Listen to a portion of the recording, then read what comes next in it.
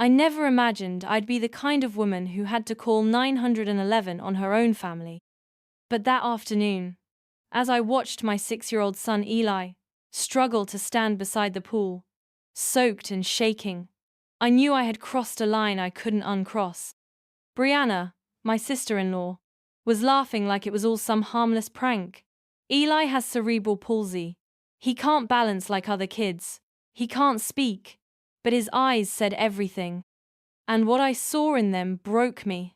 Daniel, my husband, muttered that I was overreacting. His mother, Helen, begged me to calm down and not embarrass the family.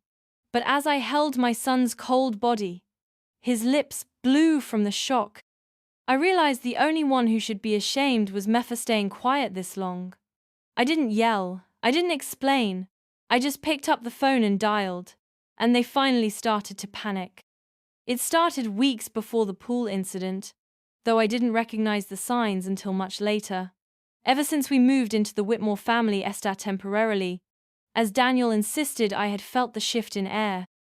The house wasn't a home. It was a throne Helen ruled, and Brianna prowled like a princess, in waiting. Eli and I were the guests who stayed too long. They never said it directly, but the tension simmered beneath every polite comment. "You're so brave, raising him alone while Daniel's busy," Helen would say with a smile too tight to be genuine.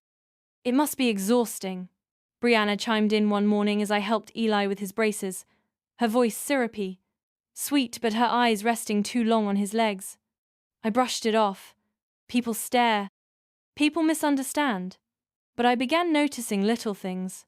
His toys would go missing and turn up in odd places under the grill, in the garage, once even on the roof. "Boys are messy," they said. "The security camera wasn't working that day," Daniel claimed. Then came the laughter. I walked into the den one afternoon and heard Brianna telling a group of her friends how some kids are just burdens with legs. She didn't name Eli, but she didn't have to. They all laughed. I didn't. I stood there, holding the tray of juice I had just poured, my fingers going numb. Daniel saw my face and changed the subject. I said nothing that night, not out of fear, but fatigue. I had spent years fighting doctors, school boards, the insurance system. Fighting my own family was the one battle I hadn't trained for. But Eli, he's the reason I breathe. He loves water. I had arranged swim therapy for him back in our old town, and he thrived in it. Here, Helen insisted their pool could be good enough, and I reluctantly agreed. That morning, Brianna had offered to supervise while I took a call. I was a lifeguard at 16, she reminded me. Foolishly, I said yes. 10 minutes later, I walked out and saw my son flailing in the water, while Brianna stood at the edge, recording. I froze. She laughed and said, "It's just a prank slipped in. He's fine, Rachel, calm down." Eli wasn't fine. He wasn't moving his left side properly, and his breathing was shallow. I rushed into the pool, pulled him into my arms, and held him close, my own clothes soaked and heavy. Helen arrived seconds later and gasped, asking what happened in her usual high-pitched panic. I turned to Daniel, who had followed her in from the kitchen, and waited for his voice, his outrage, his action. But all he said was, "I'm sure Brianna didn't mean any harm." That was it. A line was drawn in my heart right then. I kissed Eli's forehead, dialed 911 with my wet hand, and ignored their stunned expressions. "What are you doing?" Helen cried. "This will make us look bad." Brianna went pale. She knew. She knew I wasn't going to protect their image anymore. And for the first time, they realized what it meant to lose control of the story. The ambulance arrived faster than I expected. I wrapped Eli in a dry towel and held him close as the paramedics assessed his breathing and pulse. "We need to take him in, possible concussion, potential water inhalation," one of them said firmly. I nodded without a word and climbed in with my son, leaving Helen, Daniel, and Brianna standing frozen on the stone path in their crisp country club clothes. I didn't even glance back. At the hospital, I signed forms, answered questions, and soothed Eli as best I could while machines beeped and doctors worked. It was familiar, this sterile rush, the controlled urgency of crisis. I had done this alone before. I could do it again. What I hadn't done before was ignore every single call from Daniel. The phone buzzed non-stop for the first hour, then slowed. Texts followed. Please call. We didn't know. Come back. Let's talk. I didn't answer. Eli was my only concern. His scans were stable. He had minor bruising and needed rest. When he finally drifted off in the pediatric room, I stepped outside and sat on the bench near the vending machine. That's when I saw Brianna's post. She had uploaded a short video to her private story, Eli in the pool, struggling, with a filter over the video and the caption, "When your nephew thinks he's a Navy SEAL." Just a joke. The video had been up for 20 minutes. My hands went cold. My chest tightened with something deeper than rage, betrayal laced with humiliation. She didn't even try to hide it. I took a screenshot, downloaded the clip, and sent it to my attorney. I had one from a previous incident with Eli's former school. "Build the case," I typed. "I'll need this." The reply came instantly. "Understood." That night, I checked us into a hotel near the children's hospital. Eli didn't wake, but I stayed up. I looked at everything I had ignored for the past year. The subtle put-downs, the lack of support, the way Daniel's family treated Eli like an inconvenience, and me like a liability. I had tried to believe things could work, that patience and love would change their hearts. But love, without action, is just decoration. And their house was filled with beautiful lies. The next morning, I filed a police report. The officer listened carefully as I showed him the video, the timeline, the ER records. He nodded slowly. "This could count as reckless endangerment," he said, "and possibly disability harassment, depending on what the investigation turns up." I left the station with a copy of the report in my hand. Then I called Daniel. He picked up on the second ring, his voice low and frantic. "Rachel, where are you? Please, I'm sorry. I didn't know she posted that. I had no idea."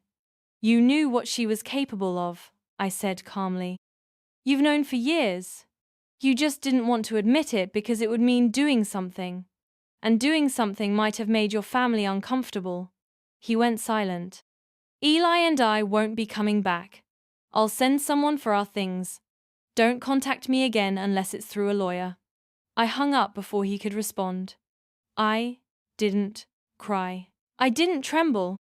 I felt something much heavier and much more liberating. The truth had finally cut through the fog, and I saw my path clearly. This wasn't revenge. This was protection. And it had taken a near tragedy to remind me who I had to protect him from. The days that followed were a blur of paperwork, medical checkups, and quiet nights in a hotel room that didn't feel like home but felt safer than anywhere we'd been in months. Eli was healing. His appetite returned, and his laugh, though softer, came back in pieces. Every time he looked at me with trust in his eyes, I felt both a sense of victory and a crushing wave of guilt that I hadn't walked away from Daniel's family sooner. I contacted a realtor and began looking for a rental near Eli's therapy center. I didn't need a mansion or perfect schools, I needed peace. On the third day, I received a call from the detective assigned to our case. "We've subpoenaed the security footage from the residence. The timing matches your story. We also have the video from the pool," he said. "We'd like to bring Brianna in for questioning." I thanked him and hung up, not because I didn't feel relief but because my mind had already shifted to what came next. I hadn't spoken to my own family since everything happened. We weren't close. My parents were polite, distant people who had always struggled with Eli's diagnosis. They saw it as an inconvenience rather than a part of him. But I called them anyway. My mother answered on the third ring. "Rachel?" she said, her voice uncertain. "What is it? Is Eli?" "He's okay now," I said quickly. "But I need you to hear what happened." I told her everything. The incident, the video, the hospital. Silence followed. Then a sigh. Rachel, I'm sorry, but you've always been dramatic. I'm sure Brianna didn't mean any harm. Children fall in pools all the time. That was it. Not even surprise. Just dismissal. I hung up, slowly, and felt my heart harden. If blood didn't protect my child, then no bond was sacred. That weekend, I filed for full custody. Daniel tried to fight it half-heartedly. His lawyer asked for supervised visitation. Mine pushed for a psychological evaluation and a restraining order against Brianna. The hearing was scheduled. And while I waited, I did something I hadn't done in a long time. I wrote. I sat at the hotel desk with a spiral notebook and started writing letters to Eli. Not ones I would give him now, but someday. I told him the truth, not just the facts, but the feelings. I wrote, "You are not a burden, Eli. You never have been. You are light in its fiercest, most determined form." I wrote, "They saw only your limits. I see your flight." I didn't realize until then how much I had buried just to keep going.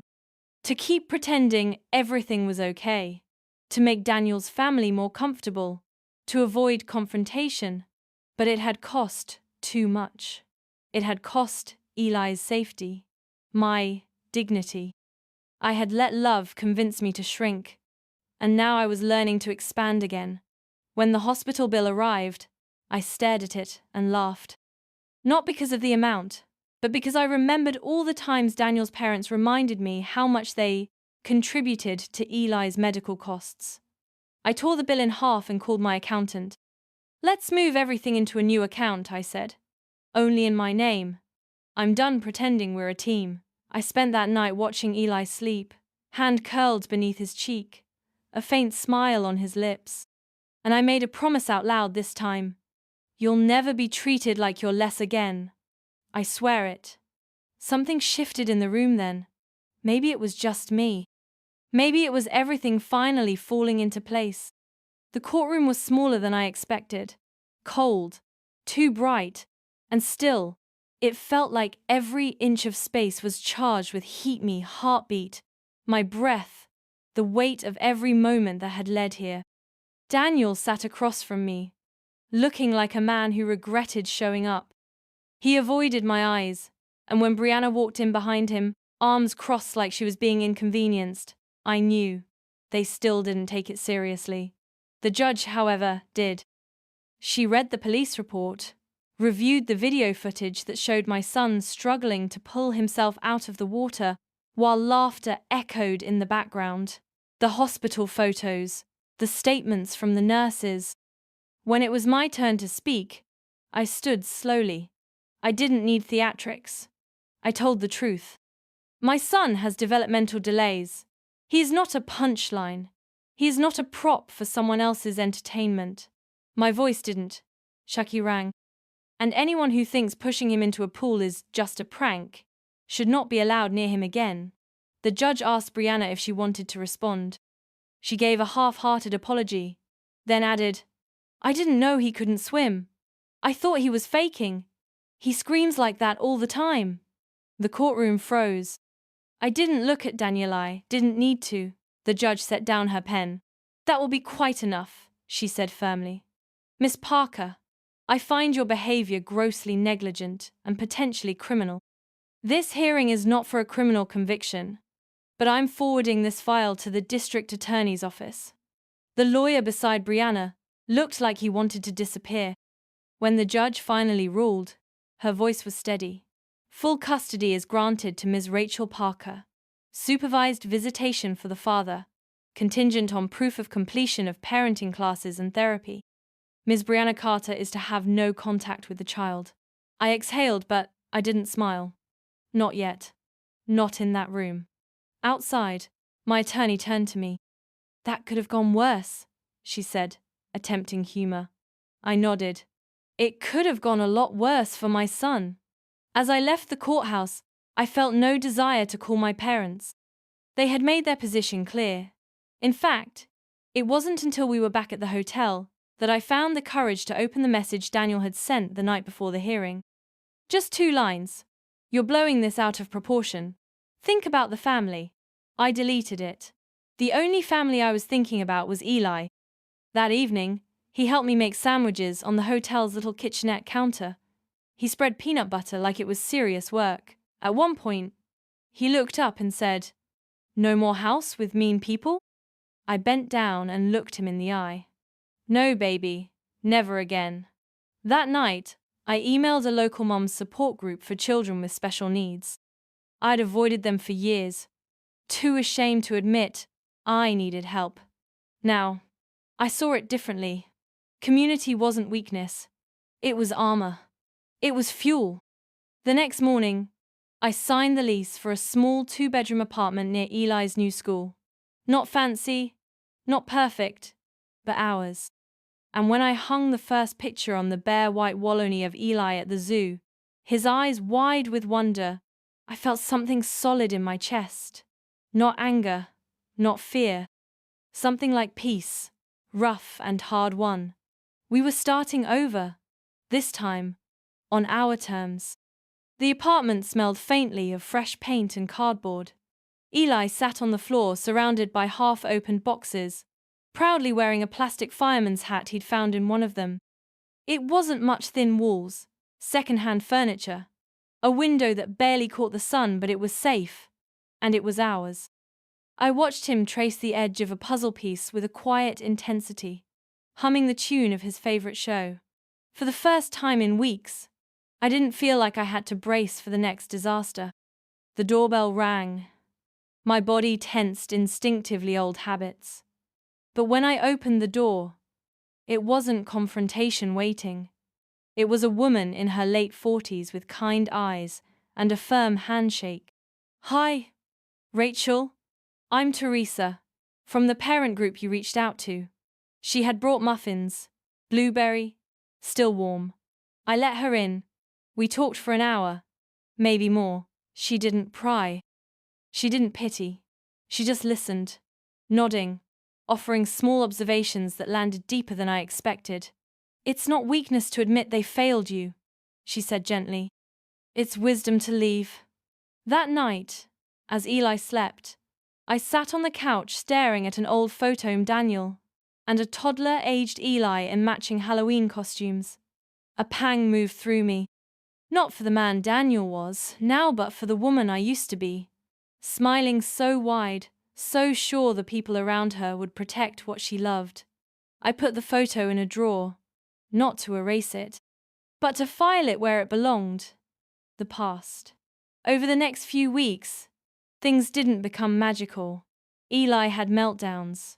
I got rejection emails from job applications.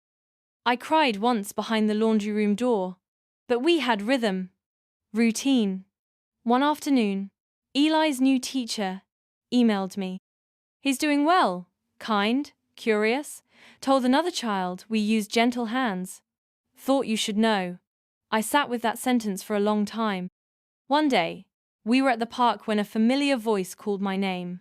I turned to see my mother approaching slowly, eyes uncertain. I hadn't spoken to her since the custody hearing. She looked smaller than I remembered. "Rachel," she said, stopping a few feet away. "I didn't come to fight. I just wanted to see him." I stepped between her and Eli, who was digging happily in the sandbox. "You had your chance. You made your choice," she sighed, glancing away. "I didn't know what she did. Your brother told us. You chose not to know," I said quietly. "And you defended her before you even asked what happened." "We thought you were being dramatic," she admitted. "You always were. Strong-willed." I shook my head. "That strength kept your grandson alive." For a moment, she looked like she might cry. But she didn't. She simply said, "If you ever want to talk, I'll be around." Then she left. I didn't feel triumph. I didn't feel rage. Just distance. And that was enough. That evening, Eli curled up beside me on the couch and asked if I could read the zoo book again. I read every page. Slowly, clearly, with all the animal voices he loved. When he fell asleep in my lap, I stayed there, holding him as the room darkened, as the quiet folded around us like a blanket. I didn't know what the future held, but I knew one thing with absolute certainty. Whatever came, I would choose my son. Every time. No matter what. A week after that encounter with my mother, I received a thick envelope in the mail, no return address. Inside was a formal letter from Child Protective Services confirming the outcome of their investigation. It detailed their findings in clear, cold language: psychological endangerment, physical negligence, and repeated emotional abuse toward Eli. It named both my brother and my sister-in-law, Emily, as responsible parties. I read it once, then again, my hands trembling not from fear, but from something closer to release. It was real. It wasn't just my memory or interpretation. It was truth, documented and validated. I made a copy and stored it safely. Then I did something I never thought I'd do. I called a lawyer. Her name was Alicia Grant, a sharp, no-nonsense woman who didn't flinch when I told her everything. "You have a solid case," she said after reviewing the documents. "And if you're open to it, you could file a civil suit for damages and defamation." I hesitated. I didn't want money. I didn't want vengeance. I just wanted them to never have power over Eli again. Alicia leaned forward. "Rachel, this isn't about revenge. It's about making sure they can't spin this around later, especially if they try to claim visitation rights. This gives you leverage. Protection." That word protection settled everything. We filed the suit quietly. I didn't even tell Teresa or the parents' group. It was mine to carry, and I wanted to do it without noise. Meanwhile, Eli started occupational therapy, and I began freelancing for a nonprofit that needed remote content writing. We were building slowly, not perfectly, but steadily. Then the call came. My brother, David. I hadn't heard his voice since the day at the hospital. "You happy now?" he spat. "You destroyed our reputation." Emily lost her job at the school.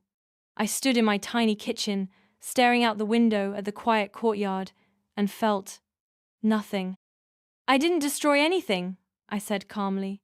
"You just didn't expect the truth to have consequences. You always thought you were better than us," he hissed. "Well, let's see how long your little pity parade lasts. People get bored of sad moms." I almost laughed. That's what he thought this was. A parade? I hung up without another word. That night, I stood over Eli's bed longer than usual. He looked peaceful, his fingers curled around a plush elephant we got at the thrift store. I remembered the way he used to flinch when doors slammed, the way he froze when someone laughed too loudly.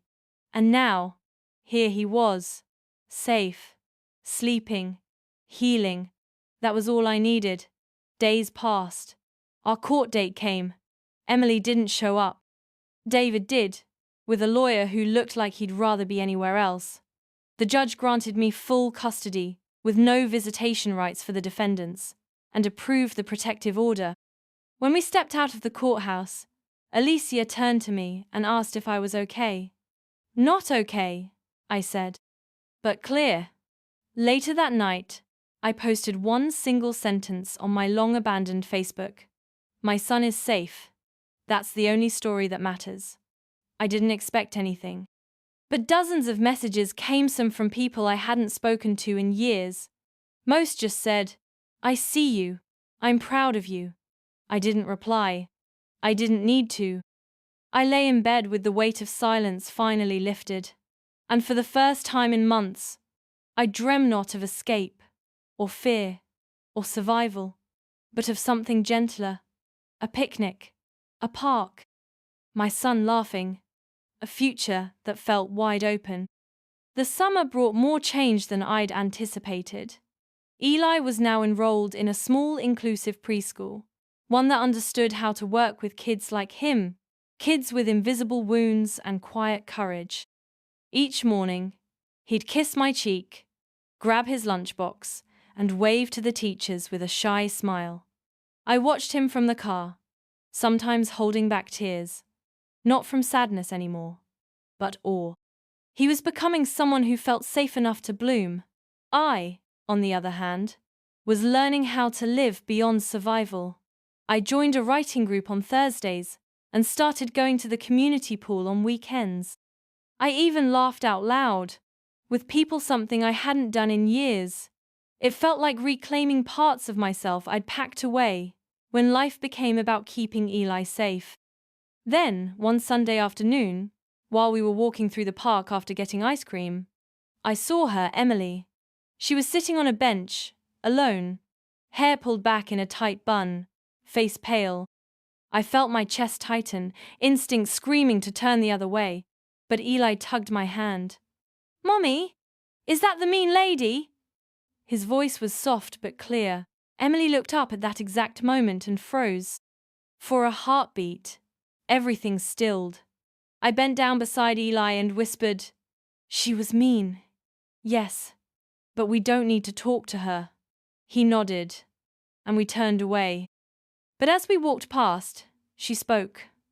"Rachel." I stopped, only because she didn't sound angry. She sounded broken. "I'm sorry." I didn't turn around. "It wasn't a prank," she said. "I know that now. I was scared. I was ashamed. But I was never the one who deserved to feel either."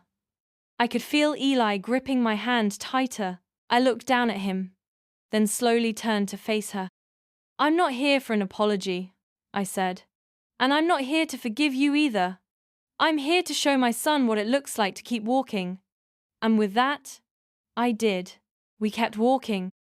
We walked past the playground, past the families on picnic blankets, past the duck pond. Each step felt like closing a chapter. That night, I didn't cry. I thought I might, but I didn't. Instead, I sat at my desk and opened a new document on my laptop. I titled it, "What We Choose to Carry."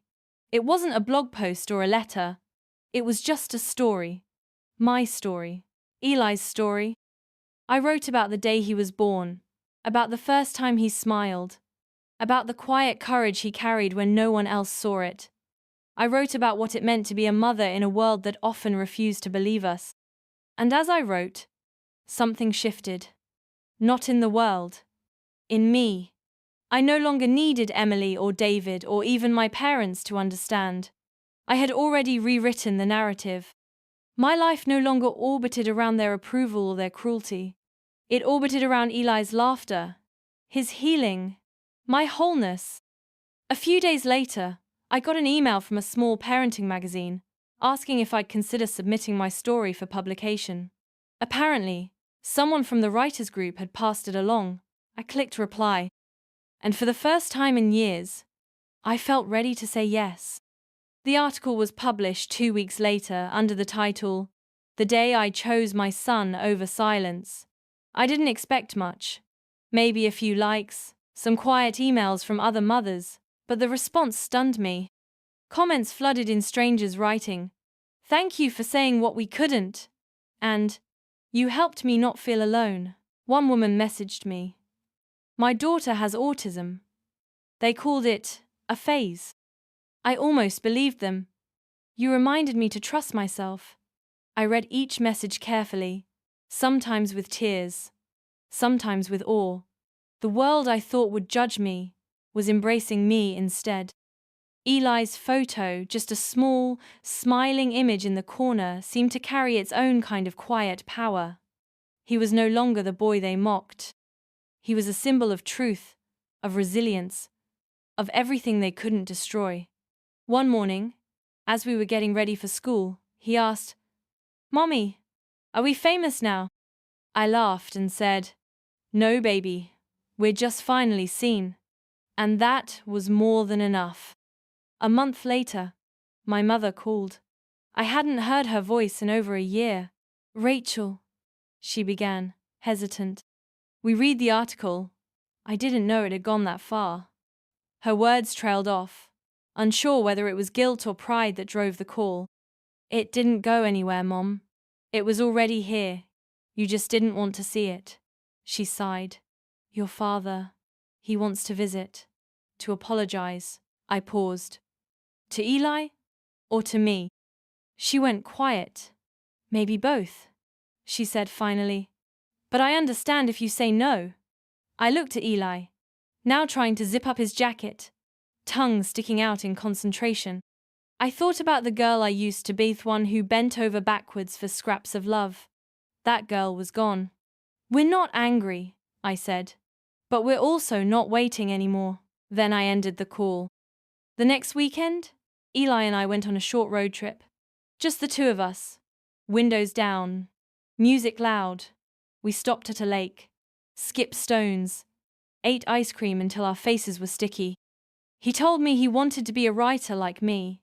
I told him he already weighs very day. He wrote something brave into the world just by being himself. That night, as he drifted to sleep beside me, in a tiny cabin with creaky floors and warm light, I realized something had shifted permanently. We no longer lived in fear of being misunderstood. We lived in clarity, in love, in strength. Months passed. The article led to a small book deal, then a podcast, then speaking events. I didn't seek the spotlight, but I didn't hide from it either. Every time I spoke, I made sure to center the conversation not on trauma, but on power. The power of mothers who refuse to be silenced. The power of children who shine, even when the world dims their light. And the power of walking away from cruelty, from manipulation, from the belief that you owe anyone your silence. To this day, Emily never reached out again. David tried once, through a cousin. I didn't respond. Some stories don't need sequels. They need closure. And we had ours. Eli and I, we built a new world, one where empathy is louder than mockery, where softness is strength, and where no one ever again calls cruelty a prank. And if someday someone asks, "How did you forgive them?" I'll say, "I didn't. I outgrew them." Then I'll smile, take my son's hand, and keep walking into whatever comes next.